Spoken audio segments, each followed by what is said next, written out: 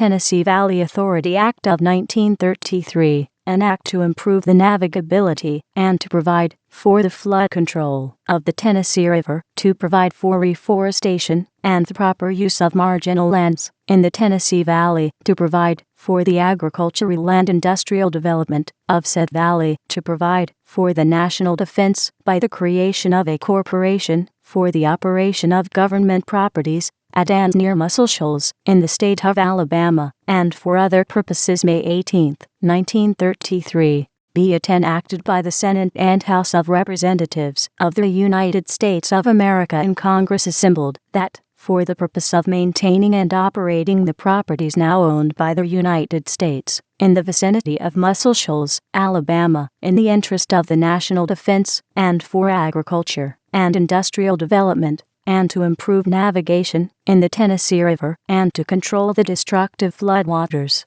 in the Tennessee River and Mississippi River basins, there is hereby created a body corporate by the name of the Tennessee Valley Authority, hereinafter referred to as the Corporation. The Board of Directors first appointed shall be deemed the incorporators, and the incorporation shall be held to have been effected from the date of the first meeting of the Board. This act may be cited as the Tennessee Valley Authority Act of 1933, Section 2. A. The Board of Directors of the Corporation, hereinafter referred to as the Board, shall be composed of 3 members, to be appointed by the President, by and with the advice and consent of the Senate. In appointing the members of the Board, the President shall designate the Chairman. All other officials, agents, and employees shall be designated and selected by the Board. B. The terms of office of the members first taking office after the approval of this act shall expire as designated by the President at the time of nomination, 1 at the end of the 3rd year, 1 at the end of the 6th year, and 1 at the end of the 9th year after the date of approval of this act. A successor to a member of the Board shall be appointed in the same manner as the original members, and shall have a term of office expiring 9 years from the date of the expiration of the term for which his predecessor was appointed. C. Any member appointed to fill a vacancy in the Board occurring prior to the expiration of the term for which his predecessor was appointed shall be appointed for the remainder of such term. D. Vacancies in the Board so long as there shall be 2 members in office shall not impair the powers of the Board to execute the functions of the corporation, and 2 of the members in office shall constitute a quorum for the transaction of the business of the Board. E. Each of the members of the Board shall be a citizen of the United States, and shall receive a salary at the rate of $10,000 a year, to be paid by the corporation as current expenses. Each member of the Board, in addition to his salary, shall be permitted to occupy as his residence one of the dwelling houses owned by the government in the vicinity of Muscle Shoals, Alabama, the same to be designated by the President of the United States. Members of the Board shall be reimbursed by the corporation for actual expenses, including traveling and subsistence expenses, incurred by them in the performance of the duties vested in the Board by this act.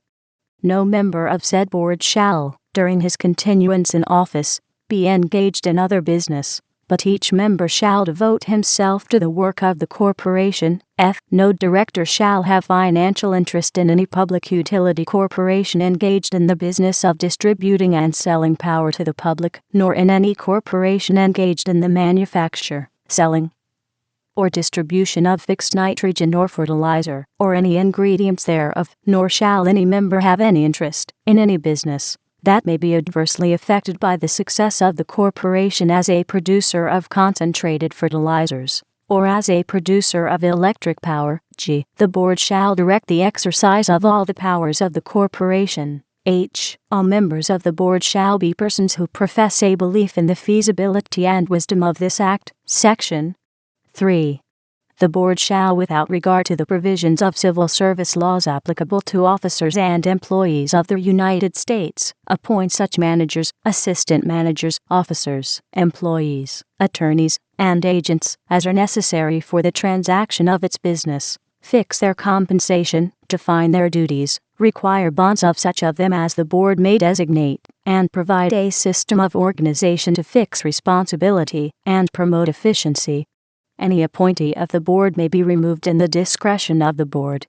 No regular officer or employee of the corporation shall receive a salary in excess of that received by the members of the board. All contracts to which the corporation is a party, and which require the employment of laborers and mechanics, in the construction, alteration, maintenance, or repair of buildings, dams, locks, or other projects shall contain a provision that not less than the prevailing rate of wages for work of a similar nature prevailing in the vicinity shall be paid to such laborers or mechanics. In the event any dispute arises as to what are the prevailing rates of wages, the question shall be referred to the Secretary of Labor for determination, and his decision shall be final. In the determination of such prevailing rate or rates, due regard shall be given to those rates which have been secured through collective agreement by representatives of employers and employees. Where such work as is described in the two preceding paragraphs is done directly by the corporation, the prevailing rate of wages shall be paid in the same manner as though such work had been let by contract. Insofar as applicable, the benefits of the Act entitled An Act to provide compensation for employees of the United States suffering injuries while in the performance of their duties, and for other purposes, approved September 7, 1916. As amended, shall extend to persons given employment under the provisions of this Act. Section 4. Except as otherwise specifically provided in this Act, the corporation A. shall have succession in its corporate name. B. may sue and be sued in its corporate name. C. may adopt and use a corporate seal, which shall be judicially noticed. D. may make contracts as herein authorized. E. may adopt, amend, and repeal bylaws. F. may purchase or lease and hold such real and personal property as it deems necessary or convenient in the transaction of its business, and may dispose of any such personal property held by it. The board shall select a treasurer and as many assistant treasurers as it deems proper, which treasurer and assistant treasurers shall give such bonds for the safekeeping of the securities and monies of the said corporation as the board may require, provided that any member of said board may be removed from office at any time by a concurrent resolution of the Senate and the House of Representatives. G. shall have such powers as may be necessary or appropriate for the exercise of the powers herein specifically conferred upon the corporation.